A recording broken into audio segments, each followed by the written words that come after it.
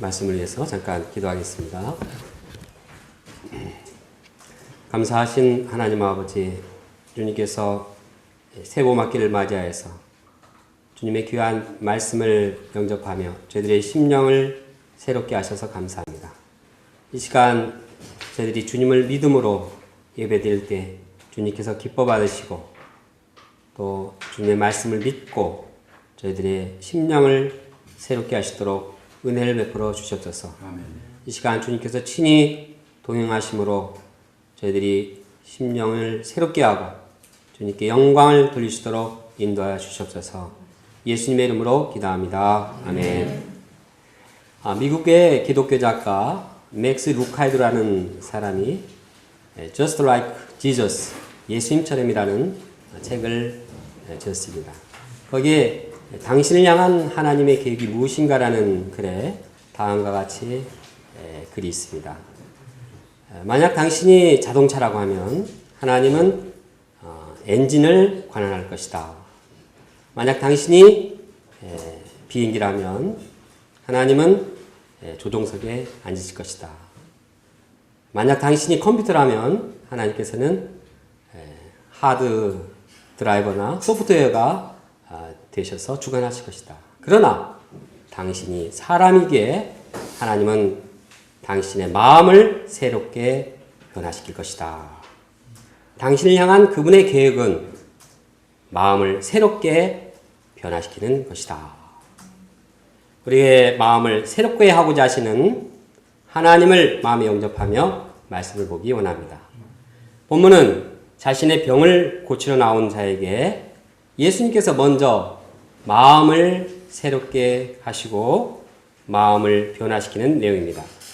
예수님은 병자에게 말씀하셨습니다. 내 죄사함을 받았느니라. 우리가 이 말씀의 의미를 깊이 영접해 보기 원합니다. 그런데 이 말씀만 드린다면 어떻게 죄사함을 받을 수 있는가 궁금할 것입니다. 그러므로 우리가 어떻게 마음의 죄사함을 이룰 수 있을 것인가 살펴보고자 합니다. 우리가 죄사함을 받음으로써 마음이 자유롭고 행복한 삶을 살기를 원합니다. 제1장 믿음을 보신 예수님. 예수님께서 가버나움 집에 돌아오셨습니다. 예수님께서 집에 돌아오셨을 때 많은 사람이 몰려왔습니다. 너무나 사람들이 많이 와서 집 앞 문 앞에까지 사람들이 가득 찼습니다. 어떻게 이렇게 많은 사람들이 예수님께로 몰려왔을까요? 그것은 예수님께서 나병 환자 한 사람을 도왔고 그 소문이 널리 퍼졌기 때문입니다. 당시에 나병 환자는 사람들에게 혐오스러운 병이었습니다. 요즘 에이즈 환자 정도로 따돌림을 받는 병이었습니다. 그런데 예수님은 그를 불쌍히 여기고 사람들은 나병 환자를 보면 돌로 쳐서 동네 밖으로 내쫓았지만 예수님은 그를 사랑하시고 손을 대시고 그를 깨끗게 하셨습니다. 그리고 그에게 말하기를 아무에게도 말하지 말라. 그렇게 경고하셨습니다. 그런데 나병 환자는 예수님의 그 치유가 너무나 감사해서 입을 다물 수가 없었습니다.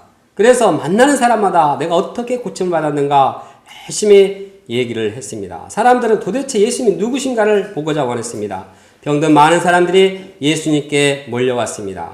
너무 많이 사람들이 몰려와서 예수님은 동네에 있을 수가 없었습니다. 그래서 동네 밖 한적한 곳에 계셨습니다. 그런데 사람들이 어떻게 이 정보를 알고 왔는지 또 몰려들었습니다. 예수님은 다시 가버나움의 집에 오셨습니다. 이때에도 정보가 흘러서 사람들이 구름대처럼 오게 되었습니다. 이때 예수님은 사람들을 어떻게 도우셨습니까? 예수님은 사람들에게 도를 말씀하셨습니다. 도는 복음의 말씀입니다. 그들은 대부분 병고침을 받으러 이곳에 왔습니다. 그러나 예수님은 말씀을 가르치셨습니다. 왜 그렇게 하셨을까요?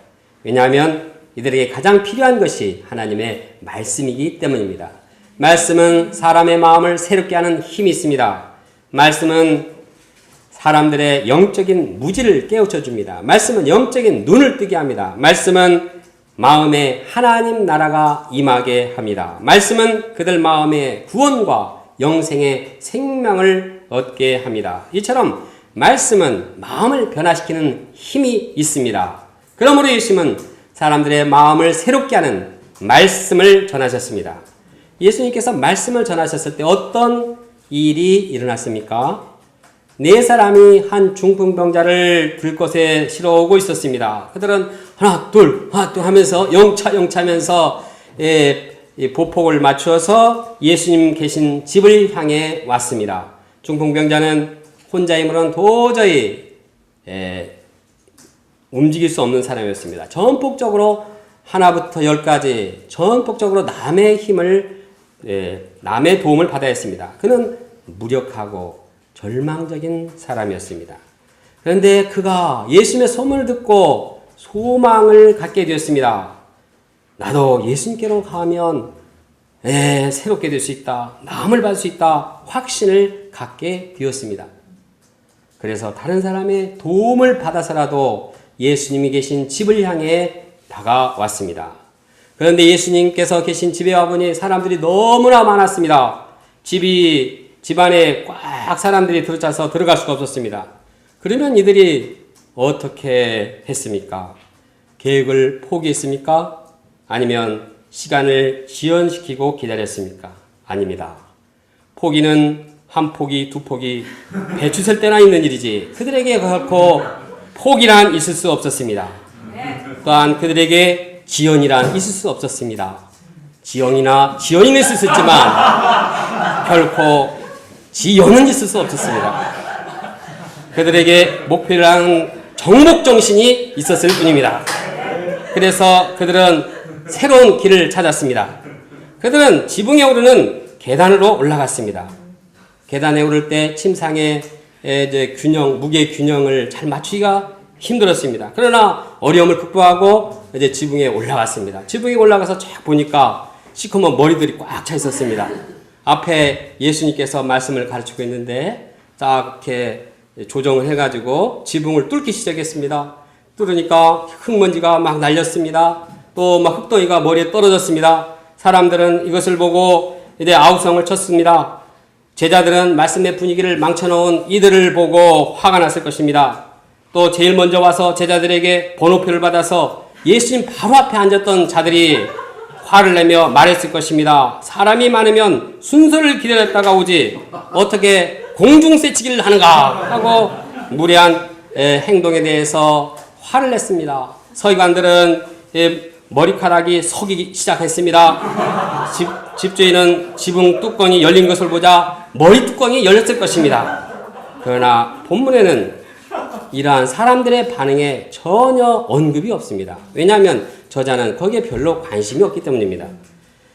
그가 중요하게 여긴 것은 사람들의 반응이 아니라 예수님의 보는 눈이었습니다. 그러면 예수님께서는 이들의 행동을 어떻게 보셨습니까? 5절 첫 부분에 보면 예수님께서는 그들의 믿음을 보셨습니다. 예수님은 나타난 행동보다 그들의 내면의 동기를 보셨습니다. 특히 그들 마음의 믿음을 보셨습니다. 그런데 그들은 예수님이 원하는 믿음을 가지고 있었습니다. 그들은 예수님을 믿었습니다. 예수님의 사랑, 예수님의 능력을 믿었습니다. 능력의 예수님을 믿었기 때문에 그들은 이제 도전했습니다. 특히 중풍병자는 자기 의지와 노력으로는 아무것도 할 수 없다는 것을 알았습니다. 절대적으로 자기는 못한다, 할 수 없다, 누워있을 수밖에 없었습니다. 자기가 꼼짝할 수 없으니 재활운동도 할 수 없었습니다. 자기 힘으로는 아무것도 할 수 없었습니다. 그러나 그는 능력의 예수님을 믿었습니다. 전혀 움직일 수 없는 상황에서도 능력의 예수님을 믿었을 때 그는 나오고자 소망을 갖게 되었고 도전하게 되었습니다.